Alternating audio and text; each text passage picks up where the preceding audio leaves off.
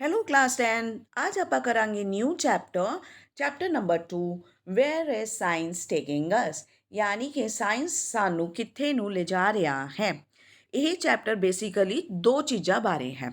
ਪਹਿਲਾ materialistic things ਯਾਨੀ ਕਿ ਭੌਤਿਕ ਚੀਜ਼ਾਂ ਜੋ ਕਿ ਸਾਇੰਸ ਬਣਾਉਂਦਾ ਹੈ। ਦੂਜਾ ਨਾਨ ਮਟੀਰੀਅਲਿਸਟਿਕ ਥਿੰਗਸ ਗੈਰ ਭੌਤਿਕ ਚੀਜ਼ਾਂ ਜਿਵੇਂ ਕਿ ਮੋਰੈਲਿਟੀ, ਸੱਚ, ਝੂਠ, ਟੋਲਰੈਂਸ, ਸੰਵੇਦਨਸ਼ੀਲਤਾ। ਹੁਣ ਆਪਾਂ ਸ਼ੁਰੂ ਕਰਦੇ ਹਾਂ ਇਹ ਪਾਠ।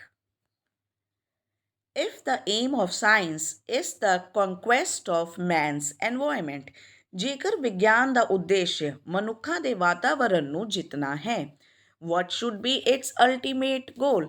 ਤਾਂ ਉਸ ਦਾ ਅੰਤਮ ਟੀਚਾ ਕੀ ਹੋਣਾ ਚਾਹੀਦਾ ਹੈ?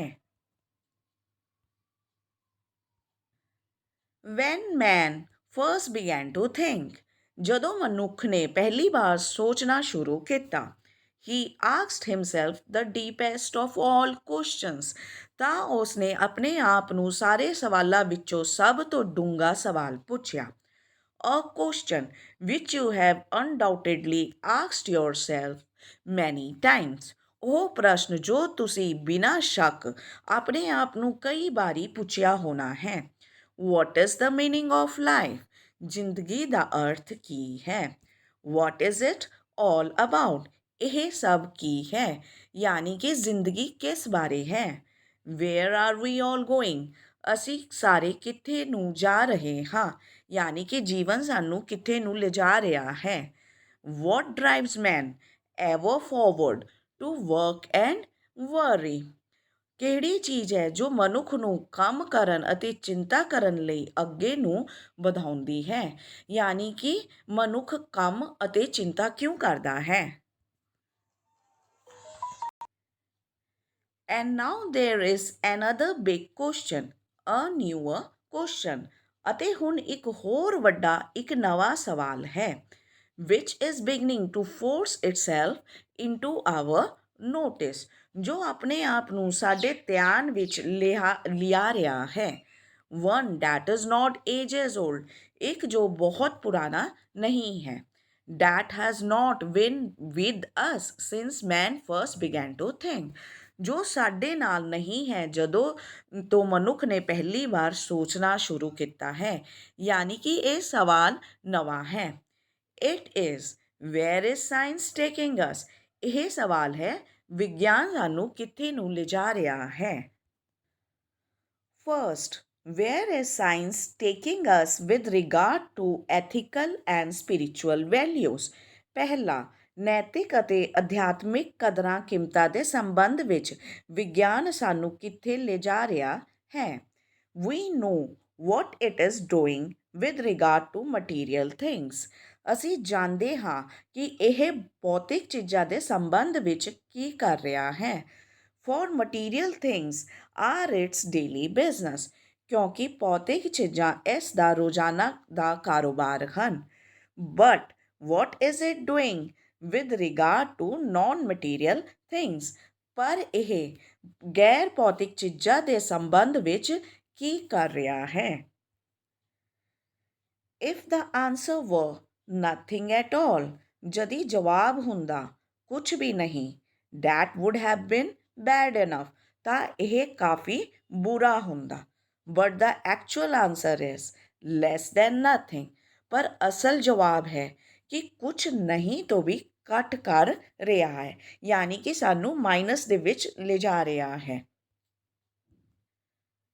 Here science is actually doing less than nothing. ਇੱਥੇ ਵਿਗਿਆਨ ਅਸਲ ਵਿੱਚ ਕੁਝ ਨਹੀਂ ਤੋਂ ਵੀ ਘੱਟ ਕਰ ਰਿਹਾ ਹੈ।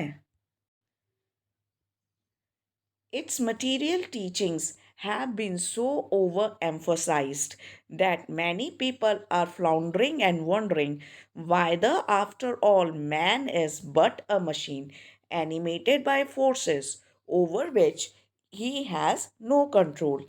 ਇਸ ਦੀਆਂ ਯਾਨੀ ਕਿ ਸਾਇੰਸ ਦੀਆਂ ਭੌਤਿਕ ਸਿੱਖਿਆਵਾਂ 'ਤੇ ਇੰਨਾ ਜ਼ਿਆਦਾ ਜ਼ੋਰ ਦਿੱਤਾ ਗਿਆ ਹੈ ਕਿ ਬਹੁਤ ਸਾਰੇ ਲੋਕ ਹੈਰਾਨ ਹਨ ਕਿ ਆਖਿਰਕਾਰ ਮਨੁੱਖ ਸ਼ਕਤੀਆਂ ਦੁਆਰਾ ਐਨੀਮੇਟਡ ਮਸ਼ੀਨ ਹੈ ਜਿਸ ਦੇ ਉਸ ਦਾ ਕੋਈ ਕੰਟਰੋਲ ਨਹੀਂ ਹੈ। ਯਾਨੀ ਕਿ ਸਾਇੰਸ ਨੇ ਮਨੁੱਖ ਨੂੰ ਇੱਕ ਐਨੀਮੇਟਡ ਮਸ਼ੀਨ ਬਣਾ ਦਿੱਤਾ ਹੈ ਜਿਸ ਉੱਤੇ ਉਸ ਦਾ ਆਪਣਾ ਯਾਨੀ ਕਿ ਮਨੁੱਖ ਦਾ ਵੀ ਕੋਈ ਕੰਟਰੋਲ ਨਹੀਂ ਰਿਹਾ। ਯਾਨੀ ਕਿ ਮਨੁੱਖ ਸਾਇੰਸ ਦੇ ਕੰਟਰੋਲ ਵਿੱਚ ਆ ਗਿਆ ਹੈ। Let's concentrate on material things. ਆਓ ਭੌਤਿਕ ਚੀਜ਼ਾਂ 'ਤੇ ਧਿਆਨ ਕੇਂਦਰਿਤ ਕਰਦੇ ਹਾਂ। That things that form the very stronghold of science. ਉਹ ਚੀਜ਼ਾਂ ਜੋ ਵਿਗਿਆਨ ਦਾ ਗੜ੍ਹ ਬਣਾਉਂਦੀਆਂ ਹਨ। Look at the machine for instance. ਉਦਾਹਰਨ ਲਈ ਐਗਜ਼ਾਮਪਲ ਲਈ ਮਸ਼ੀਨ ਨੂੰ ਦੇਖਦੇ ਹਾਂ ਜਾਂ ਮਸ਼ੀਨ ਨੂੰ ਦੇਖੋ। This is the age of the machine. ਇਹ ਮਸ਼ੀਨ ਦਾ ਯੁੱਗ ਹੈ। Machines are everywhere.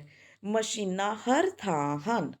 In the fields ਖੇਤਾਂ ਵਿੱਚ, ਇਨ ਦ ਫੈਕਟਰੀ ਕਾਰਖਾਨੇ ਵਿੱਚ, ਇਨ ਦ ਹੋਮ ਘਰ ਵਿੱਚ, ਇਨ ਦ ਸਟਰੀਟ ਗਲੀ ਵਿੱਚ, ਇਨ ਦ ਸਿਟੀ ਸ਼ਹਿਰ ਵਿੱਚ, ਇਨ ਦ ਕੰਟਰੀ ਦੇਸ਼ ਵਿੱਚ, ਐਵਰੀਵੇਅਰ ਯਾਨੀ ਕਿ ਹਰ ਥਾਂ।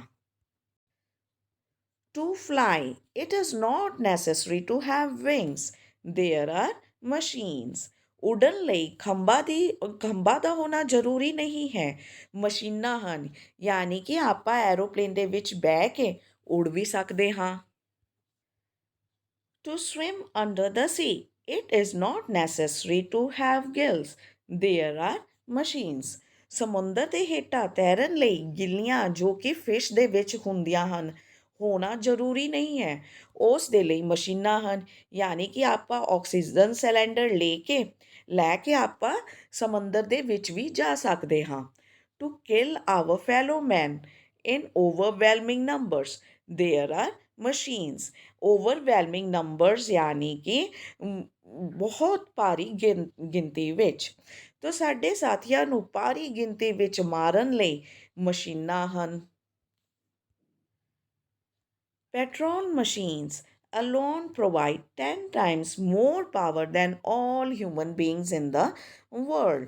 ਤਾਂ ਇਹ ਜੋ ਇਕੱਲੀ ਪੈਟਰੋਲ ਮਸ਼ੀਨਾਂ ਦੁਨੀਆ ਦੇ ਸਾਰੇ ਮਨੁੱਖਾਂ ਨਾਲੋਂ 10 ਗੁਣਾ ਜ਼ਿਆਦਾ ਸ਼ਕਤੀ ਪ੍ਰਦਾਨ ਕਰਦੀ ਹੈ। In the busiest countries, each individual has 600 human slaves in the machines. ਸਭ ਤੋਂ ਵਿਅਸਤ ਦੇਸ਼ਾਂ ਵਿੱਚ ਹਰ ਇੱਕ ਵਿਅਕਤੀ ਦੀਆਂ ਮਸ਼ੀਨਾਂ ਵਿੱਚ 600 ਮਨੁੱਖੀ ਗੁਲਾਮ ਹੁੰਦੇ ਹਨ। ਇਸ ਦਾ ਮਤਲਬ ਹੈ ਕਿ ਹਰ ਇੱਕ ਮਸ਼ੀਨ ਵਿੱਚ 600 ਨੌਕਰਾਂ ਦਾ ਕੰਮ ਕਰਨ ਦੀ ਸਮਰੱਥਾ ਹੁੰਦੀ ਹੈ। What are the consequences of this abnormal power? ਇਹ ਅਸਾਧਾਰਨ ਸ਼ਕਤੀ ਦੇ ਨਤੀਜੇ ਕੀ ਹਨ? Before the war, it looked as though it might be possible for the first time in history. ਯਾਨੀ ਕਿ ਯੁੱਧ ਤੋਂ ਪਹਿਲਾਂ ਅਜਿਹਾ ਲੱਗਦਾ ਸੀ ਕਿ ਇਤਿਹਾਸ ਵਿੱਚ ਪਹਿਲੀ ਵਾਰ ਇਹ ਸੰਭਵ ਹੈ। To provide food and clothing and shelter for the teeming population of the world, every man, woman and child. teeming population ਯਾਨੀ ਕਿ ਵੱਧਦੀ population। ਤੋ ਇਹ ਦੁਨੀਆ ਦੀ ਵੱਧਦੀ ਆਬਾਦੀ ਲਈ ਹਰ ਇੱਕ ਆਦਮੀ ਔਰਤ ਅਤੇ ਬੱਚੇ ਲਈ ਭੋਜਨ ਕੱਪੜਾ ਅਤੇ ਆਸਰਾ ਪ੍ਰਦਾਨ ਕਰ ਸਕਦੀ ਹੈ। ਇਹ ਜਿਹਾ ਲੱਗਦਾ ਸੀ ਕਿ ਇਹ ਜੋ ਚੀਜ਼ ਹੈ ਇਹ ਜੋ ਐਬਨੋਰਮਲ ਪਾਵਰ ਆ ਚੁੱਕਿਆ ਹੈ ਤਾਂ ਵੌਰ ਤੋਂ ਪਹਿਲਾਂ ਯਾਨੀ ਕਿ ਜੰਗ ਤੋਂ ਪਹਿਲਾਂ ਲੱਗਦਾ ਸੀ ਕਿ ਇਹ ਪੂਰੇ ਦੁਨੀਆ ਦੇ ਹਰ ਇੱਕ ਬੱਚੇ ਔਰਤ ਅਤੇ ਆਦਮੀ ਲਈ ਰੋਟੀ ਕੱਪੜਾ ਅਤੇ ਮਕਾਨ ਦਾ ਪ੍ਰਬੰਧ ਕਰ ਸਕਦੀ ਹੈ। This would have been one of the greatest triumphs of science. ਇਹ ਵਿਗਿਆਨ ਦੀ ਸਭ ਤੋਂ ਵੱਡੀ ਜਿੱਤ ਹੁੰਦੀ ਜਦੋਂ ਹਰ ਇੱਕ ਆਦਮੀ ਔਰਤ ਅਤੇ ਬੱਚੇ ਨੂੰ ਰੋਟੀ ਕੱਪੜਾ ਅਤੇ ਮਕਾਨ ਮਿਲ ਜਾਂਦਾ। And yet many a time, especially during the war, ਅਤੇ ਫਿਰ ਵੀ ਕਈ ਵਾਰ ਖਾਸ ਤੌਰ 'ਤੇ ਯੁੱਧ ਦੇ ਦੌਰਾਨ, we have seen the world crammed full of food and people hungry. ਅਸੀਂ ਦੇਖਿਆ ਹੈ ਕਿ ਸੰਸਾਰ ਭੋਜਨ ਨਾਲ ਭਰਿਆ ਹੋਇਆ ਹੈ ਪਰ ਲੋਕ ਭੁੱਖੇ ਹਨ। For that's the way of science and the machine age, ਕਿਉਂਕਿ ਇਹੀ ਤਰੀਕਾ ਹੈ ਵਿਗਿਆਨ ਅਤੇ ਮਸ਼ੀਨੀ ਯੁੱਗ ਦਾ। ਸਾਇੰਸ ਪ੍ਰੋਡਿਊਸਸ ਦ ਗੁਡਸ, ਵਿਗਿਆਨ ਵਸਤੂਆਂ ਪੈਦਾ ਕਰਦਾ ਹੈ। ਇਟ ਮੇਕਸ ਦ ਗੁੱਡ, ਇਹ ਵਸਤੂਆਂ ਬਣਾਉਂਦਾ ਹੈ। But has no control over its consequences, ਪਰ ਨਤੀਜਿਆਂ 'ਤੇ ਸਾਇੰਸ ਦਾ ਕੋਈ ਵੀ ਕੰਟਰੋਲ ਨਹੀਂ ਹੈ। The machine age gives us year by year more hours of leisure. Leisure यानी कि आराम करना। ਮਸ਼ੀਨੀ ਯੁੱਗ ਸਾਨੂੰ ਸਾਲ ਦਰ ਸਾਲ ਆਰਾਮ ਦੇ ਹੋਰ ਘੰਟੇ ਦਿੰਦਾ ਹੈ। ਯਾਨੀ ਕਿ ਜੋ ਕੰਮ ਅਸੀਂ 1 ਘੰਟੇ ਵਿੱਚ ਕਰ ਸਕਦੇ ਹਾਂ, ਮਸ਼ੀਨ ਉਹ 5 ਮਿੰਟਾਂ ਵਿੱਚ ਹੀ ਕਰ ਦਿੰਦਾ ਹੈ। ਤਾਂ ਸਾਨੂੰ ਹੋਰ ਜ਼ਿਆਦਾ ਟਾਈਮ ਆਰਾਮ ਦਾ ਦਿੰਦਾ ਹੈ। But it fails to teach us how to use them, ਪਰ ਇਹ ਸਾਨੂੰ ਇਹ ਸਿਖਾਉਣ ਵਿੱਚ ਅਸਫਲ ਰਹਿੰਦਾ ਹੈ ਕਿ ਇਹਨਾਂ ਦੀ ਵਰਤੋਂ ਕਿਵੇਂ ਕਰੀਏ। It gives us mechanical habits of mind, ਇਹ ਸਾਨੂੰ ਦਿਮਾਗ ਦੀਆਂ ਮਸ਼ੀਨੀ ਆਦਤਾਂ ਦਿੰਦਾ ਹੈ। And represses the spirit of adventure except along machine made lines, ਅਤੇ ਮਸ਼ੀਨ ਨਾਲ ਬਣੀਆਂ ਲਾਈਨਾਂ ਨੂੰ ਛੱਡ ਕੇ ਸਾਹਸ ਦੀ ਭਾਵਨਾ ਨੂੰ ਦਬਾਉਂਦਾ ਹੈ। ਯਾਨੀ ਕਿ ਜਦੀ ਸਾਨੂੰ ਐਡਵੈਂਚਰ ਕਰਨਾ ਹੈ ਤਾਂ ਆਪਾਂ ਉਸੀ ਤਰ੍ਹਾਂ ਕਰ ਸਕਦੇ ਜਿਵੇਂ ਕਿ ਮਸ਼ੀਨ ਸਾਨੂੰ ਦੱਸ ਰਿਹਾ ਕਿ ਇੱਦਾਂ ਕਰੋ। ਇਹ ਨਹੀਂ ਹੈ ਕਿ ਅਸੀਂ ਆਪਣਾ ਨੈਚੁਰਲ ਮਾਈਂਡ ਯੂਜ਼ ਕਰੀਏ ਕਿ ਆਪਾਂ ਇਹ ਕਰਦੇ ਹਾਂ ਉਹ ਕਰਦੇ ਹਾਂ, ਤਾਂ ਉਹ ਚੀਜ਼ ਸਾਡੇ ਵਿੱਚ ਖਤਮ ਹੁੰਦਾ ਜਾ ਰਿਹਾ ਹੈ। We will need all our creative powers to think our way out of the social problems which science has created for us. ਤੋ ਵਿਗਿਆਨ ਨੇ ਸਾਡੇ ਲਈ ਪੈਦਾ ਕੀਤੀਆਂ ਸਮਾਜਿਕ ਸਮੱਸਿਆਵਾਂ ਤੋਂ ਬਾਹਰ ਨਿਕਲਣ ਲਈ ਸਾਨੂੰ ਆਪਣੀ ਸਾਰੀਆਂ ਰਚਨਾਤਮਕ ਸ਼ਕਤੀਆਂ ਦੀ ਲੋੜ ਪਵੇਗੀ। It is science that has given us the unexpected redistribution of the age groups. ਇਹ ਵਿਗਿਆਨ ਹੈ ਜਿਸ ਨੇ ਸਾਨੂੰ ਉਮਰ ਸਮੂਹਾਂ ਦੀ ਅਚਾਨਕ ਮੁੜ ਵੰਡ ਦਿੱਤੀ ਹੈ। Almost every year, some modern drugs adds a little more to the average span of life. ਲਗਭਗ ਹਰ ਸਾਲ ਕੋਈ ਨਾ ਕੋਈ ਆਧੁਨਿਕ ਦਵਾਈ ਜੀਵਨ ਦੀ ਔਸਤ ਮਿਆਦ ਵਿੱਚ ਥੋੜਾ ਹੋਰ ਜੀਵਨ ਜੋੜ ਦਿੰਦਾ ਹੈ। Until the upper age is overcrowded, ਜਦ ਤੱਕ ਕਿ ਉੱਪਰਲੇ ਸਮੂਹ ਦੀ ਭੀੜ ਨਹੀਂ ਵੱਧ ਜਾਂਦੀ। ਯਾਨੀ ਕਿ ਜ਼ਿਆਦਾ ਏਜ ਵਾਲੇ ਲੋਕ ਵੱਧਦੇ ਜਾ ਰਹੇ ਹਨ ਇਸ ਧਰਤੀ ਦੇ ਵਿੱਚ। ਇਸ ਦਾ ਮਤਲਬ ਹੈ ਕਿ ਲੋਕਾਂ ਨੇ ਲੰਬੇ ਸਮੇਂ ਜਿਉਣਾ ਸ਼ੁਰੂ ਕਰ ਦਿੱਤਾ ਹੈ, ਉਹਨਾਂ ਦੀ ਏਜ ਵੱਧਦੀ ਜਾ ਰਹੀ ਹੈ ਅਤੇ ਇਸ ਨਾਲ ਧਰਤੀ ਉੱਤੇ ਵੱਧ ਤੋਂ ਵੱਧ ਲੋਕ ਰਹਿ ਰਹੇ ਹਨ। In the United States, for instance, there are already 9 million people over the age of 60. ਉਦਾਹਰਨ ਲਈ ਸੰਯੁਕਤ ਰਾਜ ਅਮਰੀਕਾ ਵਿੱਚ 60 ਸਾਲ ਤੋਂ ਵੱਧ ਉਮਰ ਦੇ 90 ਲੱਖ ਲੋਕ ਪਹਿਲਾਂ ਹੀ ਹਨ। This talk was delivered around the 1950s. ਇਹ ਭਾਸ਼ਣ 1950 ਦੇ ਦਹਾਕੇ ਦੇ ਆਸ-ਪਾਸ ਦਿੱਤਾ ਗਿਆ ਸੀ। In 15 years' times, this number will reach the astonishing figure of 45 million. 15 ਸਾਲਾਂ ਦੇ ਸਮੇਂ ਵਿੱਚ ਯਾਨੀ ਕਿ 1965 ਦੇ ਵਿੱਚ ਇਹ ਗਿਣਤੀ 45 ਮਿਲੀਅਨ ਦੇ ਹੈਰਾਨੀਜਨਕ ਅੰਕੜੇ ਤੱਕ ਪਹੁੰਚ ਜਾਵੇਗੀ। Who is to keep them? ਉਹਨਾਂ ਨੂੰ ਕੌਣ ਰੱਖੇਗਾ? It will need some adjustment. ਇਹਨਾਂ ਨੂੰ ਕੁਝ ਮੁੜ ਵਿਵਸਥਾ ਦੀ ਲੋੜ ਪਵੇਗੀ। And so science goes on raising it's problem, ਅਤੇ ਇਸ ਲਈ ਵਿਗਿਆਨ ਸਾਡੀ ਸਮੱਸਿਆ ਨੂੰ ਵਧਾ ਰਿਹਾ ਹੈ। Compared with hour fundamental question what is life, ਸਾਡੇ ਬੁਨਿਆਦੀ ਸਵਾਲ ਦੇ ਮੁਕਾਬਲੇ ਜ਼ਿੰਦਗੀ ਕੀ ਹੈ। These problems may seem to be of less important. ਇਹ ਸਮੱਸਿਆਵਾਂ ਘੱਟ ਮਹੱਤਵ ਵਾਲੀਆਂ ਲੱਗ ਸਕਦੀਆਂ ਹਨ, but they are really not so. ਪਰ ਉਹ ਅਸਲ ਵਿੱਚ ਇਸ ਤਰ੍ਹਾਂ ਨਹੀਂ ਹੈ। ਯਾਨੀ ਕਿ ਸਾਡੀ ਔਰ ਪ੍ਰੋਬਲਮਸ ਜੋ ਸਾਇੰਸ ਨੇ ਵਧਾ ਦਿੱਤੀ ਹੈ, ਇਹ ਫੰਡਾਮੈਂਟਲ ਪ੍ਰੋਬਲਮ ਯਾਨੀ ਕਿ ਜ਼ਿੰਦਗੀ ਕੀ ਹੈ, ਇਸ ਦੇ ਮੁਕਾਬਲੇ ਉਹ ਸਮੱਸਿਆਵਾਂ ਹੋਰ ਵੱਡੀ ਹੋ ਗਈਆਂ ਹਨ। What is happening is that science is creating problems faster than they can be solved. ਹੋ ਕੀ ਰਿਹਾ ਹੈ ਕਿ ਵਿਗਿਆਨ ਸਮੱਸਿਆਵਾਂ ਨੂੰ ਹੱਲ ਕਰਨ ਨਾਲੋਂ ਤੇਜ਼ੀ ਨਾਲ ਪੈਦਾ ਕਰ ਰਿਹਾ ਹੈ। Man is struggling in a sort of vicious circle. ਮਨੁੱਖ ਇੱਕ ਕਿਸਮ ਦੇ ਦੂਸ਼ਣ ਚੱਕਰ ਵਿੱਚ ਸੰਘਰਸ਼ ਕਰ ਰਿਹਾ ਹੈ। ਦੂਸ਼ਣ ਚੱਕਰ ਯਾਨੀ ਕਿ ਗੋਲ ਚੱਕਰ, ਇਸ ਤਰ੍ਹਾਂ ਦਾ ਪ੍ਰੋਬਲਮਸ ਦਾ ਚੱਕਰ ਜੋ ਕਦੇ ਵੀ ਖਤਮ ਨਹੀਂ ਹੋਣਾ। Always trying to catch up, ਅਤੇ ਹਮੇਸ਼ਾ ਸਮੱਸਿਆਵਾਂ ਨੂੰ ਫੜਨ ਦੀ ਕੋਸ਼ਿਸ਼ ਯਾਨੀ ਕਿ ਖਤਮ ਕਰਨ ਦੀ ਕੋਸ਼ਿਸ਼ ਕਰ ਰਿਹਾ ਹੈ। ਐਂਡ ਨੈਵਰ ਗੈਟਿੰਗ ਨੀਅਰਰ, ਅਤੇ ਕਦੇ ਵੀ ਇਸ ਨੇੜੇ ਨਹੀਂ ਪਹੁੰਚ ਪਾਉਂਦਾ। And there are no signs that the glut of discoveries is coming to an end. ਅਤੇ ਅਜਿਹਾ ਕੋਈ ਸੰਕੇਤ ਨਹੀਂ ਹੈ ਕਿ ਖੋਜਾਂ ਦੀ ਪਰਮਾਰ ਖਤਮ ਹੋ ਰਹੀ ਹੈ, ਯਾਨੀ ਕਿ ਖੋਜਾਂ ਤੋਂ ਦਿਨ ਬ ਦਿਨ ਹੁੰਦੀ ਜਾ ਰਹੀ ਹੈ ਅਤੇ ਇਹੀ ਖੋਜਾਂ ਸਾਡੇ ਲਈ ਵੱਡੀ ਵੱਡੀ ਪ੍ਰੋਬਲਮਸ ਪੈਦਾ ਕਰ ਰਹੀਆਂ ਹਨ। War is the worst example, ਜੰਗ ਸਭ ਤੋਂ ਪੈੜੀ ਉਦਾਹਰਨ ਹੈ। Science has pushed it so far forward, ਵਿਗਿਆਨ ਨੇ ਇਸ ਨੂੰ ਇੰਨਾ ਅੱਗੇ ਵਧਾ ਦਿੱਤਾ ਹੈ that ethics and morals are floundering hopelessly behind, ਕਿ ਨੈਤਿਕਤਾ ਨਿਰਾਸ਼ਾ ਨਾਲ ਪਿੱਛੇ ਹਟ ਰਹੀ ਹੈ।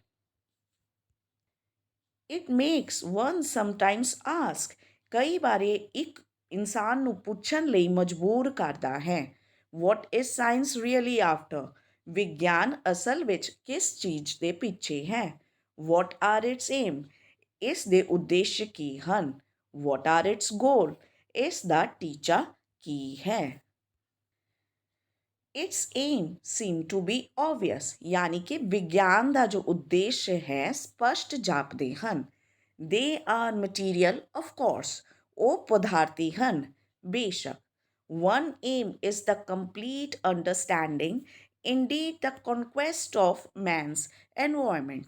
ਇੱਕ ਉਦੇਸ਼ ਮਨੁੱਖ ਦੇ ਵਾਤਾਵਰਣ ਦੀ ਪੂਰੀ ਸਮਝ, ਅਸਲ ਵਿੱਚ ਵਾਤਾਵਰਣ ਦੇ ਉੱਤੇ ਜਿੱਤ ਹੈ। The conquest of everything material, ਹਰ ਚੀਜ਼ ਦੀ ਜਿੱਤ। Big or small, ਚਾਹੇ ਉਹ ਚੀਜ਼ ਵੱਡਾ ਹੋਵੇ ਜਾਂ ਛੋਟਾ। Bringing all powers within man's reach, ਸਾਰੀ ਸ਼ਕਤੀਆਂ ਨੂੰ ਮਨੁੱਖ ਦੀ ਪਹੁੰਚ ਵਿੱਚ ਲਿਆਉਣਾ। The other aim is understanding of all mysteries that lie within the human body. ਦੂਜਾ ਉਦੇਸ਼ ਮਨੁੱਖੀ ਸਰੀਰ ਦੇ ਅੰਦਰ ਛੁਪੇ ਸਾਰੇ ਰਹੱਸ ਨੂੰ ਸਮਝਣਾ ਹੈ। The material mysteries, ਭੌਤਿਕ ਭੇਦ। The innumerable chemical and physical actions that make the body work, ਅਣਗਿਣਤ ਰਸਾਇਣਿਕ ਅਤੇ ਸਰੀਰਕ ਪ੍ਰਕਿਰਿਆਵਾਂ ਜੋ ਸਰੀਰ ਨੂੰ ਚਲਾਉਣ ਵਿੱਚ ਮਦਦ ਕਰਦੀਆਂ ਹਨ। If these are the apparent aims of science, surely they cannot represent the ultimate goal. ਜੇਕਰ ਇਹ ਵਿਗਿਆਨ ਦੇ ਸਿੱਧੇ ਉਦੇਸ਼ ਹਨ ਤਾਂ ਬਿਨਾਂ ਸ਼ੱਕ ਇਹ ਅੰਤਿਮ ਉਦੇਸ਼ ਨਹੀਂ ਹੋ ਸਕਦੇ। The ultimate goal, if there is such a thing, ਅੰਤਮ ਟੀਚਾ, ਜੇ ਅਜਿਹੀ ਕੋਈ ਚੀਜ਼ ਹੈ, must be the understanding of everything that makes the life worthwhile. ਤੋ ਚੀਜ਼ ਹੈ ਤਾਂ ਉਹ ਸਭ ਦੀ ਸਮਝ ਹੋਣੀ ਚਾਹੀਦੀ ਹੈ ਜੋ ਜੀਵਨ ਨੂੰ ਸਾਰਥਕ ਬਣਾਉਂਦੀ ਹੈ। The enrichment of all that life means, ਉਹਨਾਂ ਸਾਰਿਆਂ ਦੀ ਸੰਪੂਰਨਤਾ ਜੋ ਜੀਵਨ ਦਾ ਮਤਲਬ ਹੈ। That goes beyond material things, ਉਹ ਜੋ material things ਯਾਨੀ ਕਿ ਪਦਾਰਥ ਤੋਂ ਪਰੇ ਹੈ। For man needs more than food and shelter and clothing and understanding of what goes on within his stomach. ਕਿਉਂਕਿ ਮਨੁੱਖ ਨੂੰ ਰੋਟੀ, ਕੱਪੜਾ ਅਤੇ ਮਕਾਨ ਅਤੇ ਉਸ ਦੇ ਪੇਟ ਵਿੱਚ ਕੀ ਚੱਲ ਰਿਹਾ ਹੈ ਉਸ ਦੀ ਸਮਝ ਤੋਂ ਵੱਧ ਕੇ ਕਿਸੇ ਹੋਰ ਚੀਜ਼ ਦੀ ਲੋੜ ਹੁੰਦੀ ਹੈ। What is really needed in the world today? ਅੱਜ ਸੰਸਾਰ ਵਿੱਚ ਅਸਲ ਵਿੱਚ ਜਿਸ ਚੀਜ਼ ਦੀ ਲੋੜ ਹੈ Perhaps more than ever before, ਸ਼ਾਇਦ ਪਹਿਲਾਂ ਨਾਲੋਂ ਕਿਤੇ ਵੱਧ, is not some new world shattering discovery in nuclear physics or some breathtaking discovery in chemistry or in medicine. ਕਿਸੇ ਪ੍ਰਮਾਣੂ ਭੌਤਿਕ ਵਿਗਿਆਨ ਵਿੱਚ ਕੋਈ ਨਵੀਂ ਦੁਨੀਆ ਨੂੰ ਤੋੜ ਦੇਣ ਵਾਲੀ ਖੋਜ ਜਾਂ ਰਸਾਇਣਿਕ ਵਿਗਿਆਨ ਜਾਂ ਦਵਾਈਆਂ ਵਿੱਚ ਕੁਝ ਸ਼ਾਨਦਾਰ ਖੋਜ ਨਹੀਂ ਹੈ। ਯਾਨੀ ਕਿ ਇਸ ਦੁਨੀਆ ਨੂੰ ਇਹ ਵਰਲਡ ਸ਼ੈਟਰਿੰਗ ਡਿਸਕਵਰੀਜ਼ ਫਿਜ਼ਿਕਸ ਦੇ ਵਿੱਚ ਜਾਂ ਕੈਮਿਸਟਰੀ ਦੇ ਵਿੱਚ ਕੋਈ ਬਹੁਤ ਵੱਡੀ ਡਿਸਕਵਰੀ ਜਾਂ ਮੈਡੀਸਨ ਦੇ ਵਿੱਚ ਬਹੁਤ ਵੱਡੀ ਡਿਸਕਵਰੀ ਦੀ ਲੋੜ ਨਹੀਂ ਹੈ। The advance for which the world is waiting, यानी दुनिया किस चीज़ की उड़ीक कर रही है, जिस अगवाओ दी दुनिया उड़ीक कर रही है, बियॉन्ड एनी डाउट, बिना शक दे, is a small advance, a slight advance in understanding, in charity, in understanding, forbearance, tolerance, justice, and mercy. ਉਹ ਹਨ ਦਾਨ, ਸਮਝ, ਸਹਿਣਸ਼ੀਲਤਾ, ਨਿਆਏ, ਦਇਆ। ਇਹਨਾਂ ਦੇ ਵਿੱਚ ਇੱਕ ਛੋਟੀ ਜਿਹੀ ਅਗਵਾਓ ਦੀ ਉਡੀਕ ਕਰ ਰਹੀ ਹੈ ਦੁਨੀਆ।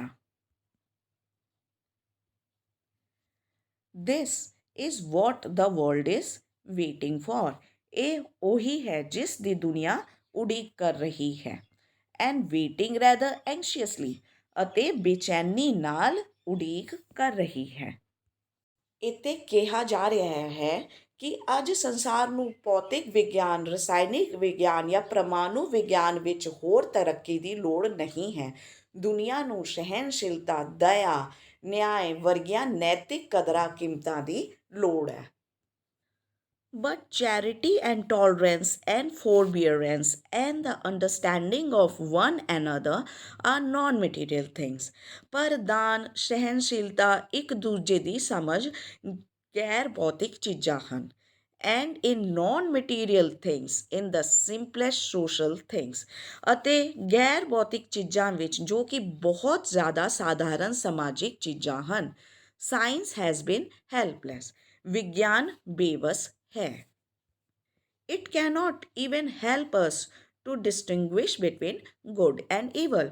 ਇਹ ਸਾਨੂੰ ਚੰਗੇ ਅਤੇ ਬੁਰੇ ਵਿੱਚ ਫਰਕ ਕਰਨ ਵਿੱਚ ਵੀ ਮਦਦ ਨਹੀਂ ਕਰ ਸਕਦਾ। Maybe this will not always be so. ਸ਼ਾਇਦ ਇਹ ਹਮੇਸ਼ਾ ਅਜਿਹਾ ਨਹੀਂ ਹੋਏਗਾ। Who knows? ਕੌਣ ਜਾਣਦਾ ਹੈ। It is quite probable that someday science will effect an improvement in the human brain itself. ਇਸ ਦੀ ਕਾਫੀ ਪ੍ਰੋਬੈਬਿਲਿਟੀ ਹੈ, ਕਾਫੀ ਸੰਭਾਵਨਾ ਹੈ ਕਿ ਕਿਸੇ ਦਿਨ ਵਿਗਿਆਨ ਮਨੁੱਖੀ ਦਿਮਾਗ ਵਿੱਚ ਸੁਧਾਰ ਨੂੰ ਪ੍ਰਭਾਵ ਕਰੇਗਾ। ਯਾਨੀ ਕਿ ਸਾਇੰਸ ਮਨੁੱਖੀ ਦਿਮਾਗ ਨੂੰ ਹੋਰ ਸੁਧਾਰ ਦੇਗਾ। ਇਸ ਦਾ ਮਤਲਬ ਹੈ ਕਿ ਵਿਗਿਆਨ ਗੈਰ ਪਦਾਰਥਵਾਦੀ ਚੀਜ਼ਾਂ ਨੂੰ ਵੀ ਪ੍ਰਭਾਵਿਤ ਕਰਨਾ ਸ਼ੁਰੂ ਕਰ ਦੇਗਾ। ਯਾਨੀ ਕਿ ਅੱਛੇ ਬੁਰੇ ਨੂੰ ਵੀ ਪ੍ਰਭਾਵਿਤ ਕਰੇਗਾ, ਇਸ ਤਰ੍ਹਾਂ ਦੀ ਚੀਜ਼ਾਂ ਨੂੰ। ਨੋਟ ਅ ਸਟਰਕਚਰਲ ਇੰਪਰੂਵਮੈਂਟ, ਕਿ ਦਿਮਾਗ ਦੇ ਢਾਂਚੇ ਵਿੱਚ ਨਹੀਂ। For in structure the human brain is the greatest miracle of all, ਕਿਉਂਕਿ ਆਕਾਰ ਦੇ ਰੂਪ ਵਿੱਚ ਮਨੁੱਖੀ ਦਿਮਾਗ ਸਭ ਤੋਂ ਮਹਾਨ ਅਜੂਬਿਆਂ ਵਿੱਚੋਂ ਇੱਕ ਹੈ। Its understanding will come last, ਯਾਨੀ ਕਿ ਮਨੁੱਖੀ ਦਿਮਾਗ ਦੇ ਢਾਂਚੇ ਦੀ ਅੰਡਰਸਟੈਂਡਿੰਗ ਸਭ ਤੋਂ ਅਖੀਰ ਵਿੱਚ ਆਏਗੀ। But there might well be a functional improvement, ਪਰ ਇਸ ਵਿੱਚ ਕਾਰਜਸ਼ੀਲ ਸੁਧਾਰ ਲਿਆਇਆ ਜਾ ਸਕਦਾ ਹੈ। ਯਾਨੀ ਕਿ ਆਪਾਂ ਵਧੀਆ ਤਰੀਕੇ ਨਾਲ ਕੰਮ ਕਰ ਸਕੀਏ। This is for from fantastic, ਇਹ ਕੋਈ ਬਹੁਤ ਹੀ ਅਸਾਧਾਰਨ ਗੱਲ ਨਹੀਂ ਹੈ। The advances in science might one day well increase the capacity and reasoning power of the human brain. ਤੋ ਵਿਗਿਆਨ ਵਿੱਚ ਤਰੱਕੀ ਇੱਕ ਦਿਨ ਮਨੁੱਖੀ ਮਨ ਦੀ ਸਮਰੱਥਾ ਅਤੇ ਉਸ ਦੀ ਤਰਕ ਸ਼ਕਤੀ ਨੂੰ ਵਧਾ ਸਕਦੀ ਹੈ। ਇਸ ਦਾ ਮਤਲਬ ਹੈ ਕਿ ਦਿਮਾਗ ਦੀ ਬਣਤਰ ਵਿੱਚ ਕੋਈ ਤਬਦੀਲੀ ਨਹੀਂ ਲਿਆਇਆ ਜਾਵੇਗਾ, ਪਰ ਦਿਮਾਗ ਦੇ ਕੰਮਕਾਜ ਵਿੱਚ ਅਤੇ ਇਸ ਦੀ ਸਮਰੱਥਾ ਅਤੇ ਤਰਕ ਸ਼ਕਤੀ ਵਿੱਚ ਬਦਲਾਅ ਲਿਆਇਆ ਜਾ ਸਕਦਾ ਹੈ। I should say, there is little doubt that man will one day improve on the natural man. Natural man यानी कि जिस तरह परमेश्वर ने मनुੱਖ ਨੂੰ ਬਣਾਇਆ ਹੈ। ਤੋ ਮੈਨੂੰ ਕਹਿਣਾ ਚਾਹੀਦਾ ਹੈ ਕਿ ਇਸ ਵਿੱਚ ਕੋਈ ਸ਼ੱਕ ਨਹੀਂ ਹੈ ਕਿ ਮਨੁੱਖ ਇੱਕ ਦਿਨ ਕੁਦਰਤੀ ਮਨੁੱਖ ਵਿੱਚ ਸੁਧਾਰ ਕਰੇਗਾ। ਰੇਜ਼ ਹਿਜ਼ ਇੰਟਲੈਕਚੁਅਲ ਸਟੇਟਸ, ਆਪਣੀ ਬੌਧਿਕ ਸਥਿਤੀ ਵਿੱਚ ਸੁਧਾਰ ਕਰੇਗਾ, ਵਧਾਏਗਾ। And give him greater power of reasoning and understanding, ਅਤੇ ਆਪਣੇ ਆਪ ਨੂੰ ਤਰਕ ਅਤੇ ਸਮਝ ਦੀ ਵਧੇਰੇ ਸ਼ਕਤੀ ਦੇਗਾ, ਯਾਨੀ ਕਿ ਉਸ ਦੀ ਤਰਕ ਕਰਨ ਦੀ, ਸਮਝ ਦੀ ਸ਼ਕਤੀ ਵੱਧ ਜਾਏਗੀ ਮਨੁੱਖ ਦੀ। He might have sufficient reason and understanding to abolish war. ਉਸ ਕੋਲ ਜੰਗ ਨੂੰ ਖਤਮ ਕਰਨ ਲਈ ਕਾਫੀ ਕਾਰਨ ਅਤੇ ਸਮਝ ਹੋ ਸਕਦੀ ਹੈ, ਯਾਨੀ ਕਿ ਉਸ ਕੋਲ ਇਹ ਸਮਝ ਆ ਜਾਏਗੀ ਕਿ ਜੰਗ ਨੂੰ ਖਤਮ ਕਰਨਾ ਚਾਹੀਦਾ ਹੈ। Whether that will be so, ਕੀ ਅਜਿਹਾ ਹੋਏਗਾ? Whether and when will he have a better understanding of his fellow man, ਅਤੇ ਕਦੋਂ ਉਹ ਆਪਣੇ ਸਾਥੀ ਆਦਮੀਆਂ ਦੀ ਬਿਹਤਰ ਸਮਝ ਪ੍ਰਾਪਤ ਕਰੇਗਾ। That remains to be seen, ਇਹ ਦੇਖਣਾ ਬਾਕੀ ਹੈ। ਯਾਨੀ ਕਿ ਮਨੁੱਖ ਵਿੱਚ ਇੰਨੀ ਸਮਝ ਆ ਜਾਏਗੀ ਕਿ ਇਹ ਵਾਰ ਨਹੀਂ ਹੋਣਾ ਚਾਹੀਦਾ ਹੈ, ਕਦੋਂ ਉਹ ਆਪਣੇ ਸਾਥੀ ਮਨੁੱਖਾਂ ਨੂੰ ਚੰਗੀ ਤਰ੍ਹਾਂ ਸਮਝੇਗਾ ਅਤੇ ਲੜਨ ਦੀ ਬਜਾਏ ਪਿਆਰ ਨਾਲ ਰਹੇਗਾ। It brings us back to the question, ਇਹ ਸਾਨੂੰ ਉਸੇ ਸਵਾਲ ਵੱਲ ਵਾਪਸ ਲਿਆ ਰਿਹਾ ਹੈ। Where is science taking us, ਕਿ ਵਿਗਿਆਨ ਸਾਨੂੰ ਕਿੱਥੇ ਲਿਜਾ ਰਿਹਾ ਹੈ। ਡਿਸਪਾਈਟ ਦ ਪ੍ਰੈਜ਼ੈਂਟ ਵਿਸਿਚਿਊਡਸ ਯਾਨੀ ਕਿ ਉਤਾਰ ਚੜ੍ਹਾਵ, ਵੀ ਆਰ ਗੋਇੰਗ ਸਮਵੇਅਰ, ਉਤਾਰ ਚੜ੍ਹਾਵ ਦੇ ਬਾਵਜੂਦ ਅਸੀਂ ਕਿਸੇ ਨਾ ਕਿਸੇ ਦਿਸ਼ਾ ਵੱਲ ਵਧ ਰਹੇ ਹਨ। ਦੇਅਰ ਆਰ ਟਰਬਲਸਮ ਟਾਈਮਸ ਅਹੈਡ, ਆਉਣ ਵਾਲਾ ਸਮਾਂ ਮੁਸ਼ਕਿਲ ਨਾਲ ਭਰਿਆ ਹੋਇਆ ਹੈ। But those who fear for the future are the craven cowardly in spirit. ਪਰ ਜਿਹੜੇ ਲੋਕ ਭਵਿੱਖ ਬਾਰੇ ਡਰਦੇ ਹਨ ਉਹ ਆਤਮਾ ਦੇ ਡਰਪੋਕ ਹੁੰਦੇ ਹਨ, ਯਾਨੀ ਕਿ ਜੋ ਭਵਿੱਖ ਬਾਰੇ ਡਰਦੇ ਹਨ ਉਹ ਡਰਪੋਕ ਹੁੰਦੇ ਹਨ। For life is becoming more and more interesting, intriguing and exciting.